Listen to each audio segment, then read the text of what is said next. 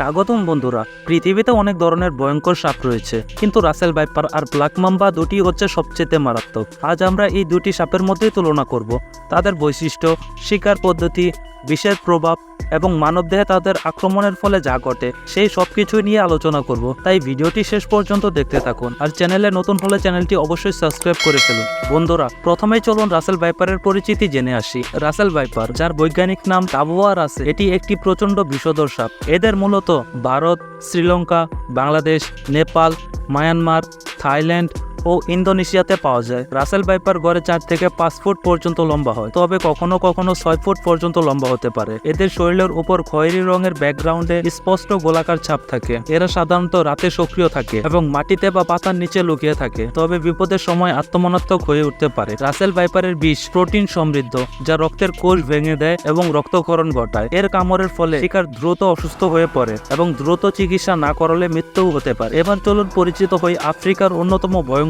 সাপ ব্ল্যাক মাম্বার সাথে। এর বৈজ্ঞানিক নাম ড্যান্ড্রোঅ্যাপিস পলাইলেপিস, যা বিশ্বের দীর্ঘতম বিষধর সাপ। ব্ল্যাক মাম্বা গড়ে 7 থেকে 9 ফুট পর্যন্ত লম্বা হয়, তবে কখনো কখনো 14 ফুট পর্যন্ত লম্বা হতে পারে।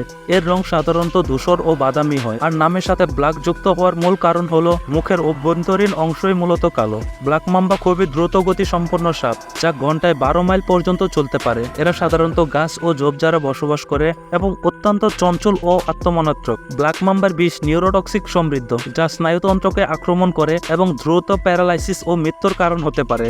এর কামড়ের ফলে মানুষের মৃত্যু 20 থেকে 30 মিনিটের মধ্যেই ঘটতে পারে যদি দ্রুত চিকিৎসা না নেওয়া হয়। এখন চলুন এই দুটি ভয়ঙ্কর শিকারীর তুলনা করা যাক। রাসেল ভাইপারের বিষ হিমোটক্সিক, যা রক্তের কোষ ধ্বংস করে, আর ব্ল্যাক মাম্বার বিষ নিউরোটক্সিক, যা স্নায়ুতন্ত্রকে আক্রমণ করে। রাসেল ভাইপার সাধারণত স্থির ও অপেক্ষাকৃত শান্ত, তবে যদি এর আশেপাশে মানুষের উপস্থিতি টের পায় তাহলে এটি আত্মমনাত্মক হয়ে ওঠে। অন্যদিকে ব্ল্যাক মাম্বা স্বাভাবিকভাবেই আত্মমনাত্মক ও দ্রুত গতি সম্পন্ন। রাসেল ভাইপার মাটির নিচে বা পাতার নিচে লুকিয়ে থাকে, আর ব্ল্যাক মাম্বা গাছের উপরে বা ঝোপঝাড়ে বসবাস করে।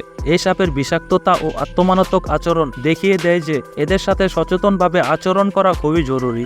যদি কখনো এদের মুখোমুখি হন তাহলে দ্রুত নিরাপদ দূরত্ব বজায় রেখে স্থান ত্যাগ করুন। এই ছিল রাসেল ভাইপার আর ব্ল্যাক মাম্বা সম্পর্কে আমাদের আজকের আলোচনা। আশা করি আপনারা এই ভিডিও থেকে অনেক কিছু শিখতে পেরেছেন। যদি ভিডিওটি ভালো লেগে থাকে তাহলে লাইক আর শেয়ার করুন, আর চ্যানেলটি সাবস্ক্রাইব করতে ভুলবেন না।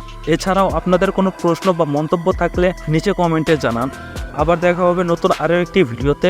ধন্যবাদ সবাইকে।